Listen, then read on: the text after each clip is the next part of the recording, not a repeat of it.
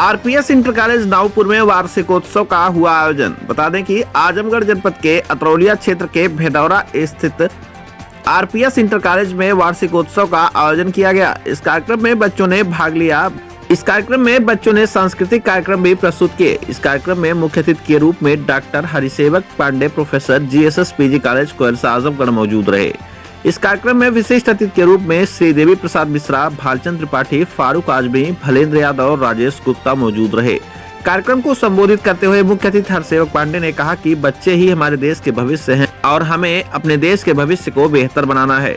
उन्होंने कहा कि एक शिक्षक ही समाज का सुधारक होता है। हमेशा एक शिक्षक ही अच्छे समाज का निर्माण करता है। उन्होंने बच्चों को समझाया कि हमें अपने देश के प्रति हमेशा ईमानदार होना चाहिए और अपने कर्तव्यों का पालन करना चाहिए। इस कार्यक्रम में बच्चों ने बेहद ही शानदार नाटक प्रस्तुत किए। बच्चों में अपने देश के प्रति देशभक्ति की भावना दिखी। बच्चों ने नाटक के माध्यम से लोगों में देश के प्रति संवेदना जगाने का काम किया। बच्चों के नाट्य कला को देखकर लोगों ने जमकर उनकी प्रशंसा की। इस कार्यक्रम में स्कूल के प्रबंधक कैलाश नाथ यादव, प्रधानाचार्य बीबी सिंह, राहुल सिंह, दीपक चौबे, रविकांत गौर, रजनीश, दुर्गा शंकर, अरविंद, संदीप, शुभम सहित तमाम लोग मौजूद रहे। आजमगढ़ से विनोद राजभर की रिपोर्ट।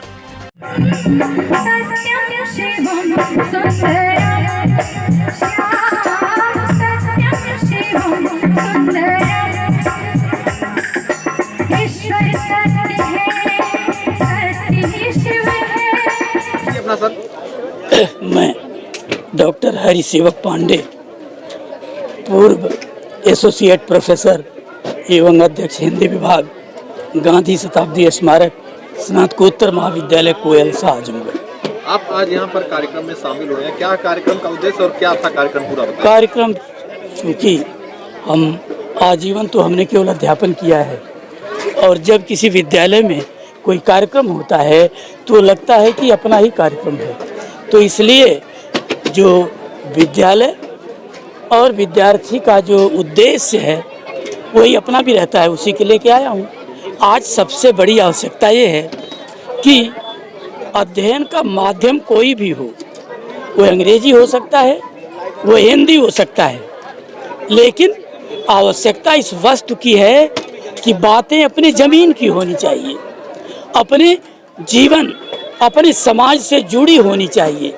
आज माध्यम तो केवल एक माध्यम है, माध्यम तो मुख्य नहीं तो गौण होता है। आवश्यकता इस वस्तु की है कि हमारे समाज की जो आवश्यकताएं हैं, हमारी जो अनिवार्यताएं हैं, आज देश को किधर ले जाना चाहिए, कौन ऐसी विसंगतियां हैं जो हमें रोक रही हैं, उनसे निकाल करके समाज में किस प्रकार से नया संदेश दिया जाए, यह आज की आवश्यकता है। और इस आवश्यकता को भरने का, इस उद्देश्य को भरने का सबसे बड़ा प्लेटफॉर्म विद्यालय होता है और विद्यार्थी होते हैं। विद्यार्थी जिनका हृदय बड़ा साफ, बड़ा स्पष्ट और स्वच्छ होता है, उन पर अगर ज्ञान की सुंदर बातें लिख दी जाएं तो निश्चित रूप से वह समाज और देश की दशा और दिशा को प्रभावित ही नहीं, उसे परिवर्तित भी कर सकते हैं। मैं बंस बहादुर सिंह इस विद्यालय आरपीएस इंटर कॉलेज नावपुर का एक प्रिंसिपल के पद पर हूँ। प्रिंसिपल आप हैं स्कूल, आपके स्कूल द्वारा किस प्रकार का कार्यक्रम आज किया गया था? आज एक सांस्कृतिक प्रोग्राम किया गया जिसको हम वार्षिकोत्सव का नाम दिए हैं, और यह हमारा जो एम है वो लोकल टू ग्लोबल है। यानी हम लोकल यानी स्थानीय जगह पे, हम ग्रामीण और दूरांचल जगह पे, हम दूर दराज की जगहों पर हम ऐसे होनहार बच्चों को हम विकसित कराएं, उनकी प्रतिभा को, ताकि वो ग्लोबल प्लेसेस पर जाकर के अपना नाम करें। आपके बच्चों को इनाम भी दिया गया, तो क्या क्या प्रस्तुतियाँ रही और क्या क्या इनाम दिए गए? इनाम हमारे बच्चों को स्टूडेंट ऑफ द ईयर दिया गया, वह बच्चा जो पूरे साल पूरी मेहनत से, लगन से और अनुशासन से हम लोगों के प्रति और अपने गार्जियंस के प्रति जिम्मेदार रहा, अच्छे से अपने कार्य को किया, अपने धर्म को निभाया, छात्र धर्म को, इसलिए उसको पुरस्कार दिया गया। क्या नाम था उस बच्चे का? ललित कांत दुबे, 12वीं का स्टूडेंट है वो। सर, ये कार्यक्रम क्या कितने दिनों से किया जाता है? ये हम लोग विगत 10 दिनों में ही, कम समय में ही हमने बच्चों को तैयार किया ताकि उनकी पढ़ाई का भी नुकसान न हो और साथ ही साथ उनकी एक जो बहुमुखी प्रतिभा है उसका निखार हो। सर, इसमें इनकी भूमिका सबसे अधिक रही है इस कार्यक्रम को सफल बनाने में। इनमें सबसे ज़्यादा जो भूमिका रही वो हमारे पूरी टीम की रही है। टीम रिलायबल की रही है, हमारे शिक्षकों की रही है, शिक्षिकाओं की रही है। चलिए, ललित कांत दुबे, आज ये आपको अवार्ड मिला है, किस चीज़ का अवार्ड मिला है? Student of the year. कैसा लग रहा है आपको? मुझे बहुत अच्छा लग रहा है और मुझे मतलब बहुत ही अच्छा लग रहा है। किस तरह से आपको जो है सपोर्ट मिला था अपने परिजनों का? और मुझे सबसे ज़्यादा सपोर्ट मेरी मम्मी पापा की तरफ से मिला और उससे भी कहीं बढ़कर मेरे टीचरों द्वारा मुझे सपोर्ट मिला।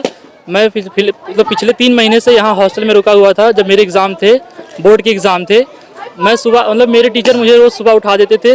वो मेरे लिए 24 घंटा मेहनत करते थे ताकि हम लोग पढ़ के आगे बढ़ें। नाम है आपका? वीनू। वीनू जी, अभी आप लोगों ने कार्यक्रम किया, तो कैसी तैयारियां थी? आप लोगों ने क्या तैयारियां की थी और किस प्रकार का कार्यक्रम आप लोगों को लगा?